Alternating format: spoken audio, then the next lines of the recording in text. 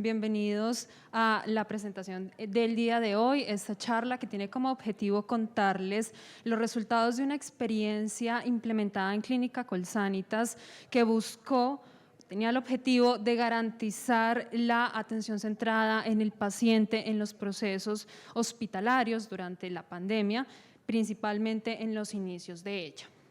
Entonces, para arrancar,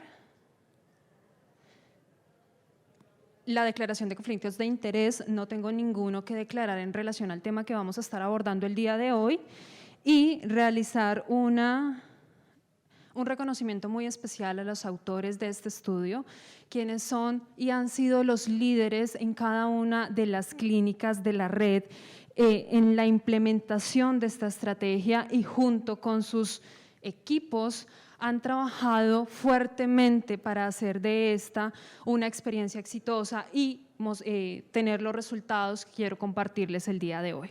También agradecer desde la parte metodológica al Instituto Global de Excelencia Clínica y a Unisanitas, quienes han generado todo el diseño a nivel metodológico de este estudio y el desarrollo pues también de los resultados.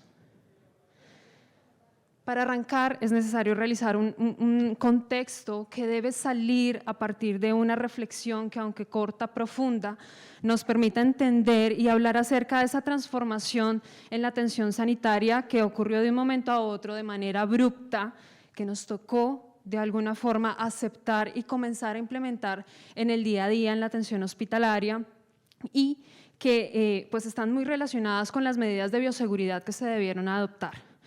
Estas medidas de bioseguridad necesarias desafortunadamente comenzaron a erosionar algo que es esa atención centrada en la persona.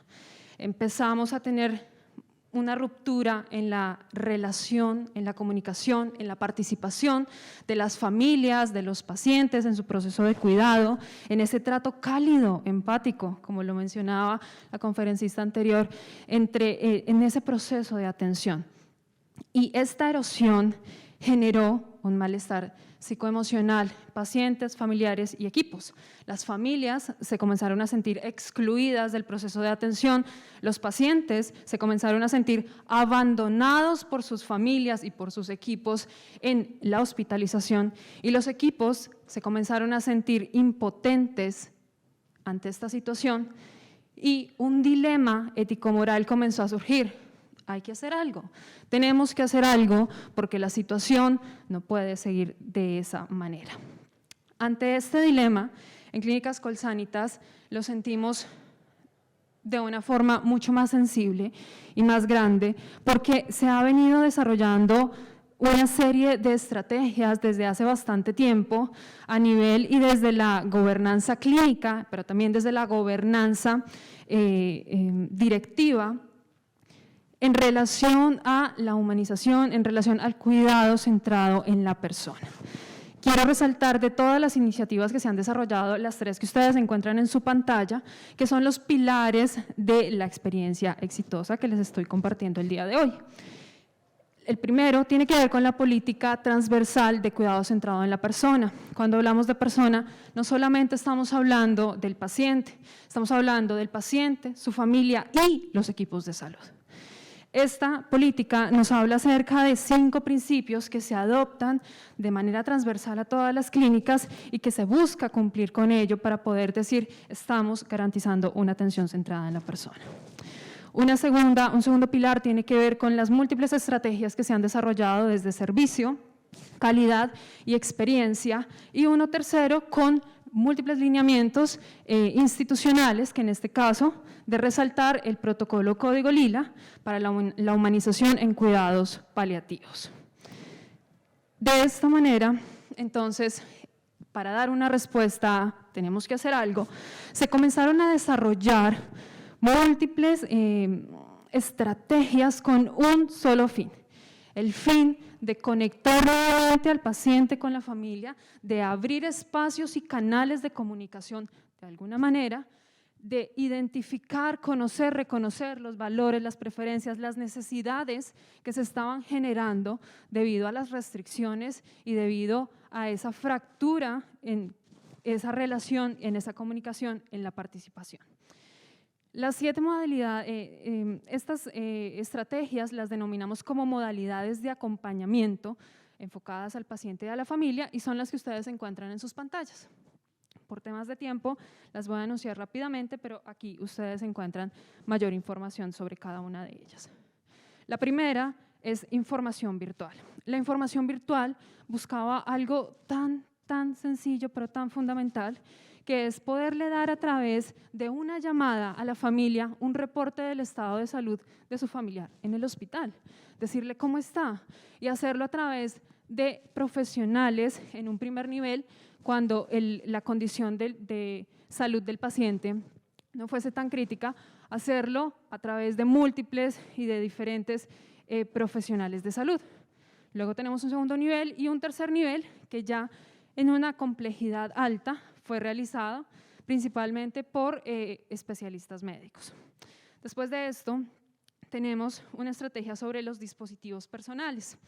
Como bien lo mencionaba la expositora anterior, las restricciones llegaron hasta ese punto de no es seguro dejar ingresar elementos de ese tipo. O en otro caso, cuando los pacientes llegaban inconscientes o eran trasladados a unidad de cuidado intensivo, no podían obviamente manipular estos dispositivos. Creamos la necesidad de contactar a las familias cuando los pacientes ya pudiesen operar estos dispositivos, estuviesen conscientes, para generar, decirles traigan estos celulares, traigan algún dispositivo para generar ese canal. Una tercera estrategia o una tercera modalidad fueron las visitas virtuales, videollamadas coordinadas por los equipos de salud con los dispositivos disponibles en las instituciones para conectar al paciente con su familia. Si nada de esto, si todo esto fallaba, contactos a través de otros medios, cartas, mensajes, audios, videos, algo que le permitiera demostrar a la familia su afecto, su cariño al paciente y al paciente poderlo recibir. Estas modalidades también dependían de la severidad en la condición de salud y cuando ya el paciente se encontraba muy crítico, teníamos otras estrategias, como por ejemplo, o si tenían condiciones de vulnerabilidad o especiales, como las visitas, el acompañante permanente, en caso de pacientes menores de edad o adultos mayores con fragilidad o discapacidad, visitas cortas presenciales o en los pacientes con muerte inminente o ya fallecidos, ese contacto compasivo a través de una videollamada o a través de una foto o de poder ver el estado de su familiar para poder realizar ese proceso de duelo.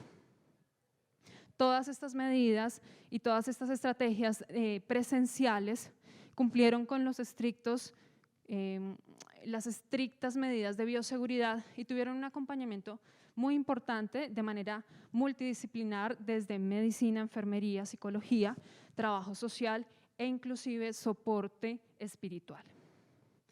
De esta manera, el objetivo es contarles cómo nos fue, qué alcance tuvimos y no solo qué alcance, sino qué impacto, porque evaluamos y conocimos cuál fue ese impacto percibido en el paciente, en la familia y en los equipos.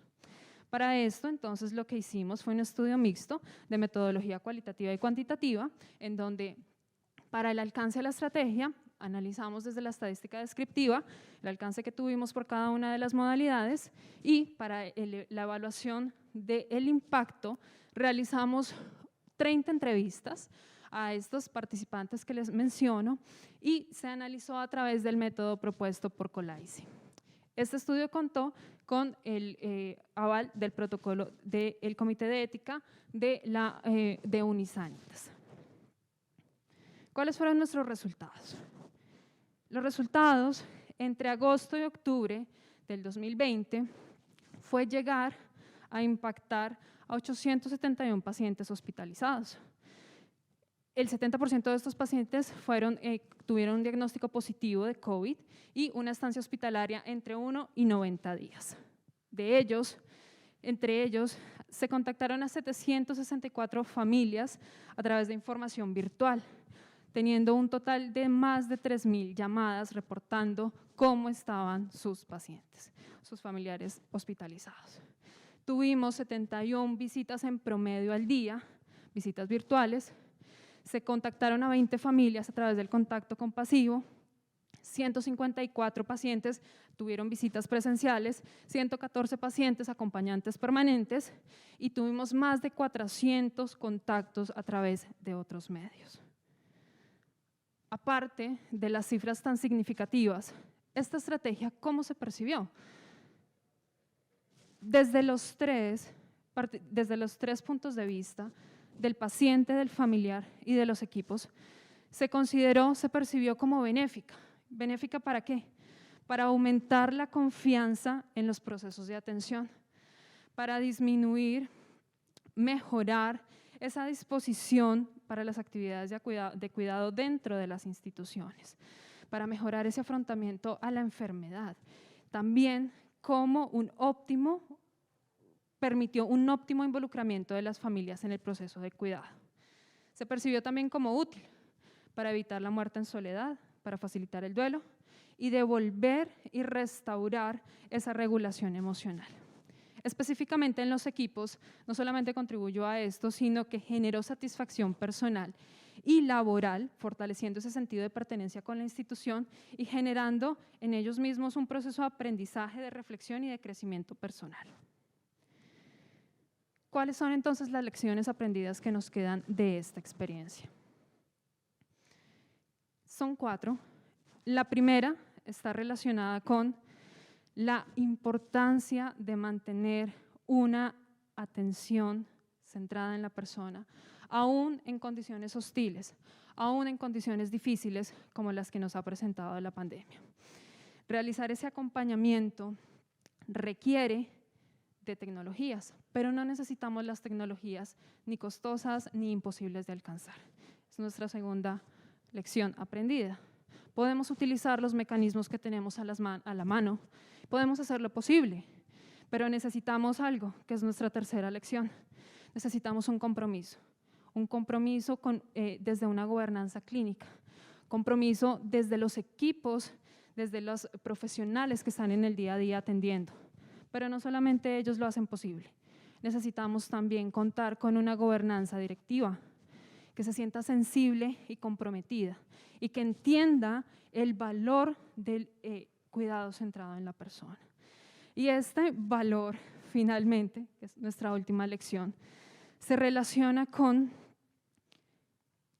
todo ese aspecto o valor agregado que podemos generar a partir de allí, que podemos generar a partir de brindar una atención que no solamente sea como algo más que estamos haciendo, sino que sea verdaderamente transversal y que verdaderamente tenga como foco a la persona, que tenga, pese a estas condiciones, especial cuidado y atención en la comunicación, en garantizar la participación, porque ello tiene una repercusión tanto a nivel del paciente como de la familia y de los equipos de salud.